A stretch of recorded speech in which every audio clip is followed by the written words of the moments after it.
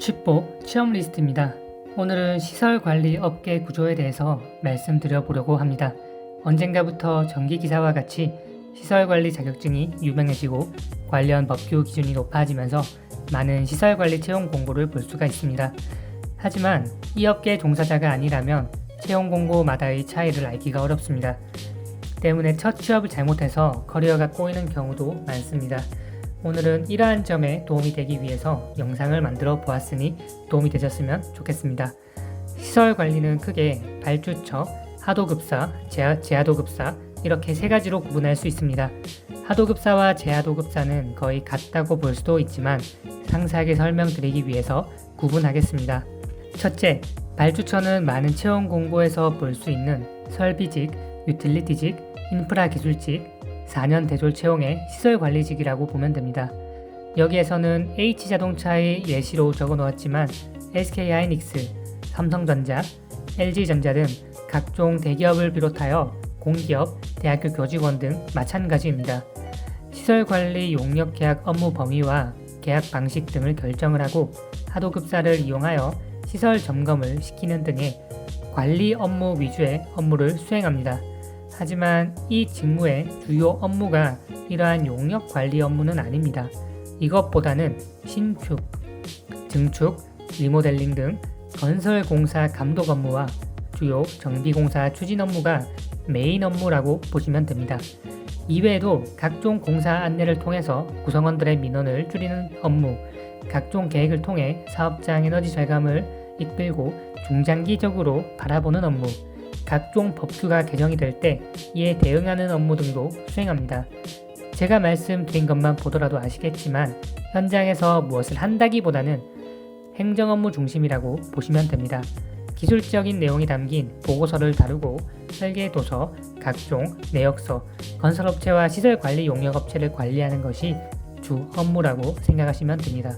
둘째, 하도급사입니다. 여기서부터는 자소설닷컴 등 4년제 대졸직 채용 공고를 업로드하는 곳에서는 거의 올라오지가 않고 사람인 등에서 구직하는 경우가 많습니다. 대표적으로는 현대엔지니어링, SI 코퍼레이션, S1, 포스코와이드 등이 있으며 여기는 모두 나름 대기업 계열사입니다. 이 하도급사에서는 관리직과 기능직 두 가지의 채용으로 구분할 수 있습니다. 관리직 채용은 사실 매우 적은 편이며 최근 트렌드를 보면 현대엔지니어링에서 그나마 채용 공고가 많은 편입니다. 즉 기능직 채용 공고가 대부분이며 관련 채용 사이트에 들어가 보면은 상시 채용을 하고 있는 경우가 많습니다. 그 이유는 뭘까요? 생각보다 그만두는 사람이 많기 때문입니다. 전기기사를 취득하면 월 300은 그냥 번다는 말을 믿고 자격증을 열심히 취득을 해서 취업을 했는데 본인이 생각했던 것보다 업무 퀄리티가 조금은 낮고 교대 근무 등으로 일이 힘든 점이 있기 때문입니다. 각종 민원 업무를 대응하면서 기분이 상하거나 누수 현장 등을 대응하며 청소하다가 현타를 느끼는 분도 많습니다. 이와 관련해서 조금 더 상세하게 설명을 드린다면 이 업무는 관리직과 기능직으로 구분할 수 있습니다. 관리직은 주로 시설관리 영업과 계약을 위한 견적 작업, 손익 검토, 각종 매뉴얼과 현황 작성 등 행정 업무를 수행합니다. 또한 기능직 인원의 업무와 교육 관리를 수행을 하고 기능직 인원이 부족하거나 현장에 큰일이 터졌을 때는 현장에서 기능직들을 관리하면서 같이 일하기도 합니다. 기능직은 많은 분들이 생각하는 그 시설관리 업무를 수행합니다. 밸브, 배관, 냉난방기 등 규모가 적은 영선 업무를 수행하고 기계실의 냉동기, 보일러, 펌프 운영 및 전기실의 수변전 배전 설비를 관리합니다. 그리고 화장실에 막힌 걸 뚫거나 사무실이 춥거나 덥다는 민원을 대응하고 누수 발생 시 긴급 대응 업무를 수행합니다.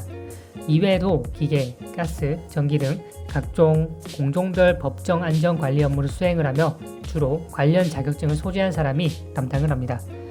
관리직은 1근으로 기능직은 교대 근무를 기본적으로 수행을 하며 관리직은 현장뿐 아니라 본사에서 근무하기도 합니다. 셋째, 제하도급사입니다. 하도급사에서 기능직 인원이 부족하거나 중요한 현장이 아니라고 생각하는 사업장에는 비싼 임금의 자기들 기능직을 쓰기보다는 제하도를 줍니다. 이때 제하도를 받는 업체를 말하는 것이며 업무 자체는 위에서 말씀드린 기능직 업무를 수행한다고 보시면 되기 때문에 한 번 더 설명드리지는 않겠습니다. 관련 대표적인 업체로는 39INC가 있으며 이외에도 정말 많은 수많은 업체가 있습니다. 마지막으로 시설관리 업역별 채용 자격사항을 설명드리겠습니다. 첫 번째, 발주처는 비교적 채용 기준이 높습니다. 대기업 입사 지원 자격이랑 동일하다고 보시면 되고 채용 공고 또한 동일합니다. 당연히 학벌을 보며 기사 자격증 소지 시 유리한 편입니다. 그렇다고 기사 자격증이 필수는 아닙니다. 시공사, 공기업의 기계, 전기, 건축직 또는 대기업의 설비관리, 유틸리티 직무 경력이라면 유리합니다. 연봉은 기업의 연봉 테이블을 따르며 근래에는 최소 4,500만원 이상인 편이며 현대자동차, 삼성, SK 등은 성과급이 나올 시 1억까지도 가능합니다. 하도급사와 제하도급사는 거의 같다고 보시면 되며 관리자 채용 기준은 첫 번째 말씀드린 발주처 자격사항과 동일하다고 보시면 됩니다. 하지만 성과급이 나오는 경우가 거의 없어서 발주처 대비해서 연봉은 적은 편입니다. 기능직은 학벌을 보지 않으며 자격증 유무가 매우 중요합니다.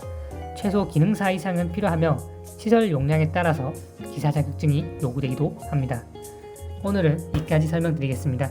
도움되시길 바랍니다. 그럼 모두 취뽀!